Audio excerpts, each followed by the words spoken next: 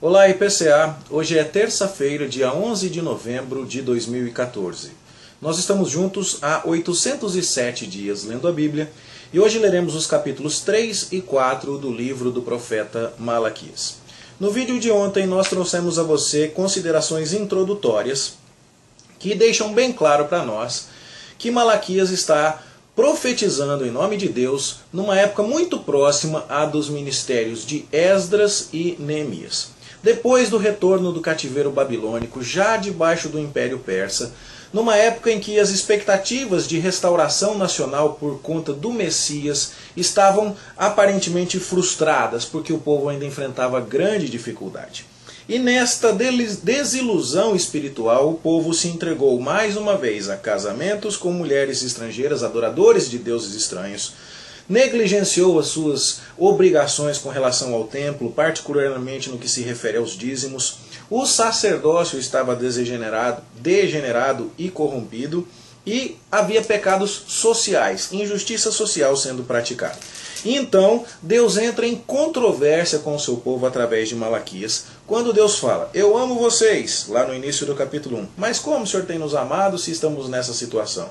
E Deus então contrasta a história de Jacó com a de Esaú, em resposta a este argumento. Depois Deus diz: vocês não estão me respeitando. E eles dizem: em que estamos te desrespeitando? E Deus fala: quando vocês oferecem animais imundos para o sacrifício, eu não aceito isso. Depois Deus fala que o nome dele é grande entre todas as nações e, portanto, ele não deveria ser desonrado naquela forma. E o povo diz: mas como? Estamos falando alguma coisa a esse respeito. E Deus diz: vocês andam dizendo que a mesa do Senhor é imunda. E assim, nesse estilo de controvérsia, nós atravessamos o capítulo 1, chegamos ao capítulo 2, quando vemos que Deus está acusando os sacerdotes de terem profanado a aliança com Levi, aquela aliança que Deus fez com a classe sacerdotal. E Deus então está dizendo que não vai aceitar a oferta das suas mãos. E as pessoas perguntam, capítulo 2, verso 14, por quê? E Deus vai falar a respeito, inclusive, da contaminação da linhagem do povo de Deus, quando o casamento estava sendo feito de forma errada, com mulheres estrangeiras, mas também o ideal de Deus para o casamento estava sendo abandonado por conta de divórcios, o que Deus odeia. Assim nós chegamos ao capítulo 3. E o capítulo 3 pode ser muito bem ligado ao verso 17 do capítulo 2, quando começa uma nova demanda. Deus fala: vocês estão me enfadando, me cansando com as suas palavras. Aí então eles respondem: mas no que é que nós estamos enfadando ao Senhor? E aí Deus responde, mais uma controvérsia, portanto: nisso que vocês pensam, que qualquer um que faz coisas más passa por bom aos meus olhos, ou que eu não sou o Deus do juízo. E Deus então, para responder que ele de fato é o Deus julgador, vai argumentar e vai dizer que ele já está enviando o seu mensageiro, que vai preparar o caminho do Senhor.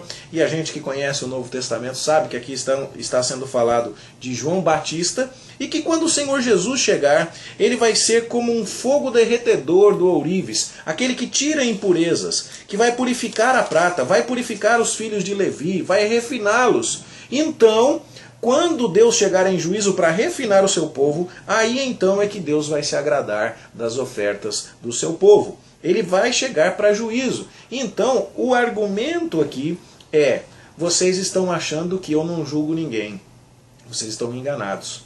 Eu vou mandar o meu servo até aí e ele vai fazer uma purificação em vocês. E então, quando vocês estiverem purificados, eu vou aceitar as ofertas de vocês. Eu sou o Deus do juízo. E Deus de fato cobraria a conta do nosso pecado, julgando Cristo em nosso lugar. E Ele então nos purificaria. E aí então as ofertas poderiam ser aceitas. Bom, este é o anúncio messiânico do início do capítulo 3. E resolve então a controvérsia que foi levantada no final do capítulo 2. Nós estamos enfadando Deus com o quê? Ao achar que Deus não está nem aí com justiça ou injustiça. Não, Ele está sim. E Ele vai mandar o seu servo para resolver a questão da injustiça. Ele vai purificar o seu povo. Há uma nova controvérsia agora, a partir do verso 6 do capítulo 3. Quando Deus fala para eles assim: vocês me abandonaram, agora voltem para mim que eu volto para vocês. Tornem-se para mim e eu me tornarei para vocês. Mas aí o povo responde no final do verso 7. No que é que temos que tornar para Deus?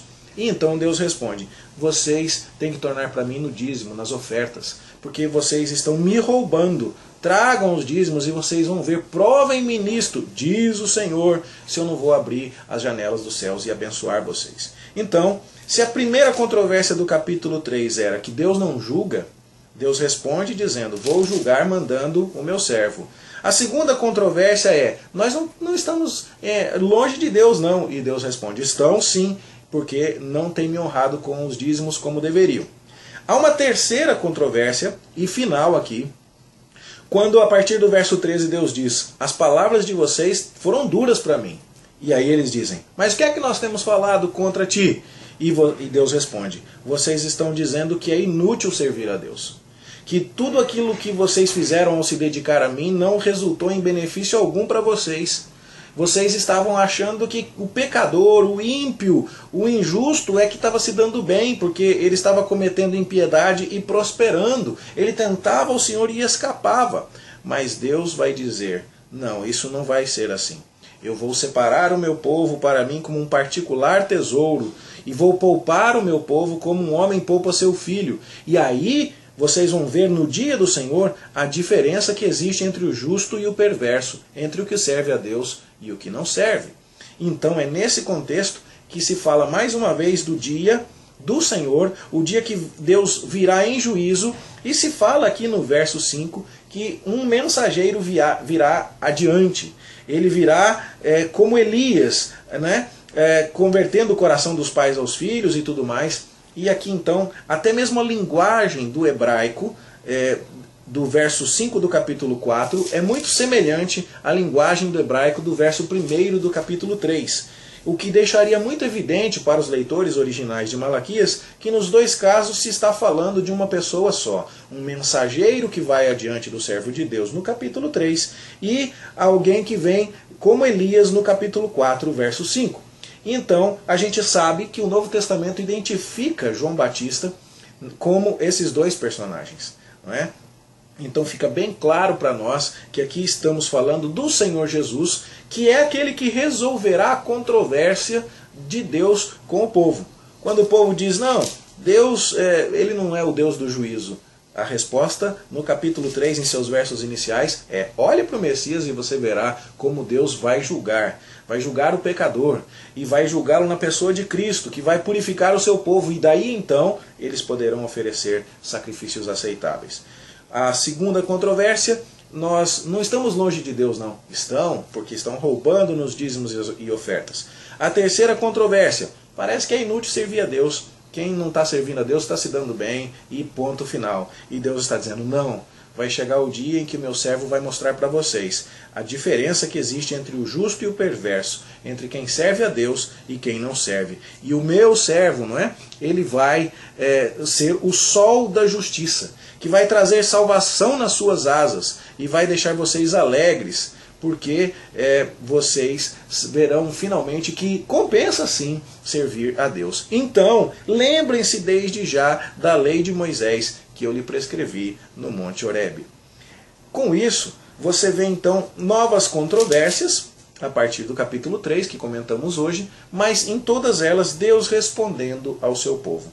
As lições: Deus é o Deus do juízo. Nós não podemos brincar com Deus. A nossa salvação custou o juízo de Deus sobre Cristo. E nós não deveríamos nos esquecer disso e viver achando que aquele que peca vai escapar impune. Deus é o Deus do juízo e devemos temê-lo e devemos servi-lo. Compensa servir a Deus, porque existe uma diferença no tratamento para com aquele que serve a Deus e para com aquele que não serve.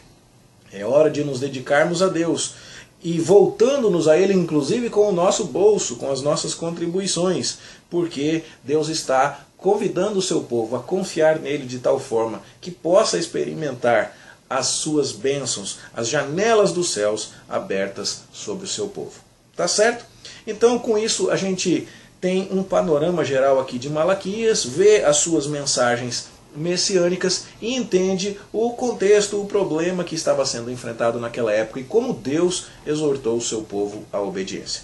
Esperamos que isso abençoe a sua vida e que te desperte para uma vida de santidade, de busca de retidão na presença do Senhor, pelos méritos de Cristo, de consagração do teu melhor para Deus e de uma viva esperança no Messias, aquele que nos purificou para si. Um bom estudo, uma boa leitura para você e até amanhã, se Deus quiser.